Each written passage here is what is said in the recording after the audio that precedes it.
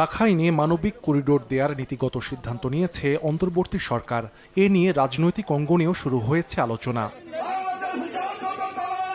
সোমবার নিজ নির্বাচনী এলাকা ঠাকুরগাঁও সদর উপজেলার জগন্নাথপুর ইউনিয়নে গণসংযোগকালে বিএনপি মহাসচিব বলেন, করিডোর দেয়ার আগে সব রাজনৈতিক দলের সঙ্গে অন্তর্বর্তী সরকারের কথা বলা উচিত ছিল, কারণ বিষয়টি দেশের সার্বভৌমত্বের সঙ্গে জড়িত।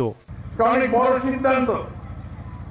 এই সিদ্ধান্তের সঙ্গে আমাদের স্বাধীনতা, সার্বভৌমত্ব এবং ভবিষ্যতে এই অঞ্চলের শান্তি স্থিতিশীলতা জড়িত আছে।